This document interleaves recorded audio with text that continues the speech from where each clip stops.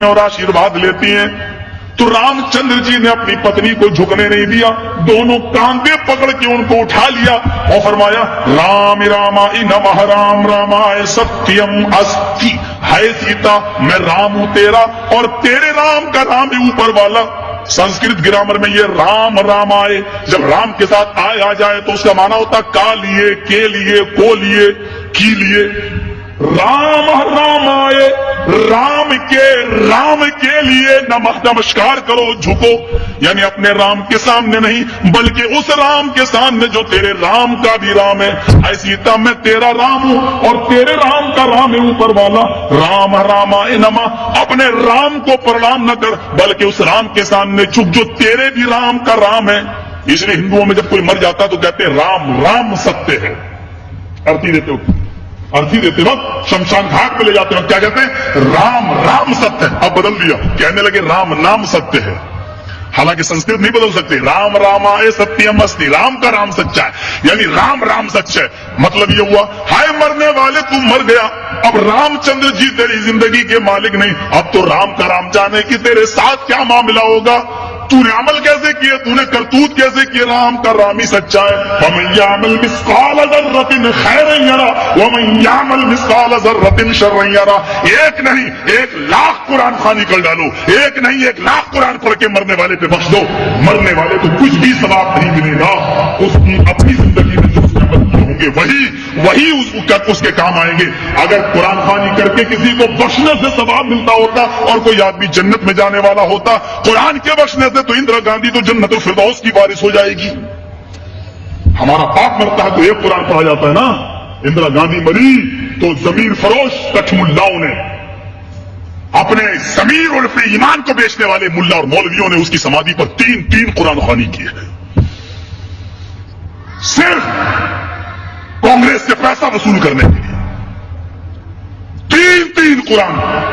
एक कुरान जिस पर पढ़ के बख्श दिया जाए तुम्हारा बाप जन्नत में चला जाए, 3 पढ़े जा रहे हैं, क्यों नहीं जाएगा? साहब वो काफिर है। काफिर कहां है? मैं वो कलमा नहीं पढ़ता। जो कलमा तुम पढ़ते हो वो भी तो वही कलमा पढ़ता है। तुम कहते हो ला इलाहा इल्लल्लाह मुहम्मदुर रसूलुल्लाह, उसके यहां पर भी तो यही कलमा लिखा हुआ है। अथर्ववेद के 20वें कांड में और पंडित मरने से पहले अपने बेटे को वही अंकही के जुमले सिखलाता है। ला इलाहा हरणे पापन इल्लल्लाह परम पिदम, तू जो चाहे स्वर्ग तो जपे नाम मोहम्मद। हाय मेरे बेटे, मरने से पहले ला इलाहा इल्लल्लाह पढ़ लेना, तेरे सारे पाप मिट जाएंगे। ला इलाहा हरणे पा इल्लल्लाह, ला इलाहा हरणे पापन इल्लल्लाह परम पिदम, ला इलाहा इल्लल्लाह पढ़ लेना, तेरे सारे पाप हर हो जाएंगे, मिट जाएंगे। यही तो अल्लाह के नबी ने कहा था, इन्नल इस्लाम यहदिमु मा कान क़ब्ला, इस्लाम ले आओ। इस्लाम कब लाया जाता है? जब कलमा पढ़ा जाता है। मा कान क़ब्ला, जितने भी गुनाह तुमने किए सारे के सारे गुनाह माफ हो जाएंगे। जो कलमा तुम पढ़ते हो वही तो वो भी पढ़ते हैं। फर्क इतना है। दलील क्या है? तुम खड़ी मूर्ति की पूजा कर रहे हो, वो पड़ी मूर्ति, एक पड़ी मूर्ति की, एक खड़ी मूर्ति की। ये शंकर भगवान की मूर्ति है, ये बड़े पीर साहब का या निजामुद्दीन औलिया का मजार है, यह अहमद रजा खां का मजार है। ये खड़ी मूर्ति है, ये पड़ी है। जो काम इस पे हो रहा है वही काम तो इस पे भी हो रहा है, वरना मुझे बता दो।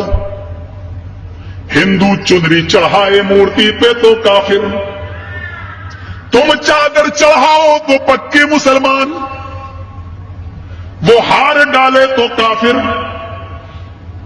तुम फूल बरसाओ तो पक्के मुसलमान।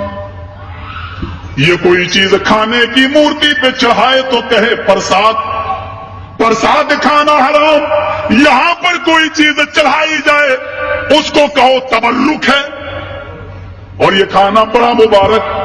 हिंदू मूर्ति धोकर उसका पानी पी और कहे कि ये गंगा जल से ज्यादा पाक पवित्र है, इससे बीमारियां सही हो जाती हैं। मुसलमान और उसके मौके पर कब्र धोकर पानी उसके बोतलों में भरे और कहे कि इसके आगे तो जमजम भी फेल है, तो ये पक्का मुसलमान। जो काम इस पे हो रहा है वही काम तो इस पे हो रहा है।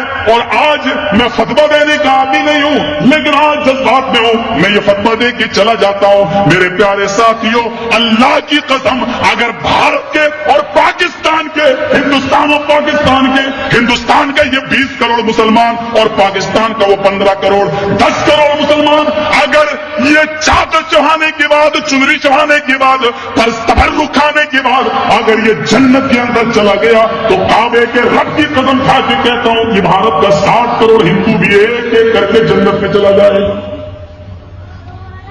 اور اگر بھارت کا ہندو جنتی نہیں ہے تو اتنا یاد رکھنا کہ پھر تم اپنے مسلمان ہونے کا سرٹیفکیٹ پیش کرو۔ تم وہ جہنم میں کیوں جائے گا؟ اگر وہ ان کاموں کی وجہ سے جہنم میں جا رہا ہے تو تم یہ کام کیوں کر رہے ہو؟ تمہارے اندر یہ کام کیوں پائے جا رہے ہیں؟ تم بھی تو وہی کام کر رہے ہو۔ ارے اس نے تو پھر بھی مورتی لگا رکھی ہے، تم نے تو پتہ نہیں کس کو گاڑ دیا اور نام ہی اس کے بدل دیے۔ اللہ جانے اس میں حقیقت میں وہ ہے بھی یا نہیں ہے۔ مسجد میں ہوں، اللہ کے گھر میں، اللہ کے گھر سے بڑی کوئی جگہ نہیں ہوتی ہے۔ میں نے بنارس میں اپنی آنکھوں سے دیکھا، اپنی آنکھوں سے ننگا بیٹھا رہتا تھا، جینیوں میں جیسے ننگے بابا ہوتے ہیں، انڈیا والوں کو اچھی طرح معلوم ہوگا، وہ گھومتے ہیں آگے اور پیچھے پیچھے عورتیں چلتی ہیں، ان کی دودھ سے نہلایا جاتا ہے۔ جو گربوتی عورتیں ہوتی ہیں وہ دودھ جب بہتے ہوئے اس بابا کی شرمگاہ کے پاس سے آتا ہے تو اس کو بھر لیتی ہے، اور گربوتی عورتوں کو پلایا جاتا ہے تاکہ بچہ نیک پیدا ہو۔ میں نے نوائے اسلام میں ایک موضوع لکھا تھا کہ اس سے بچہ نیک پیدا ہوگا، یہ بے شرم، یہ تو خود ہی پتا چلے گا۔ کیس چل گیا تھا میرے اوپر، غور کریں آپ۔ ننگا بیٹھا رہتا تھا، ایک ٹائم کی نماز نہیں پڑھتا تھا، اس کو وضو بنانا نہیں آتا تھا۔ مر گیا جب وہ، اس کا مزار بنا دیا گیا، 3 سال کے بعد اس کا نام رکھ دیا گیا ننگا بابا۔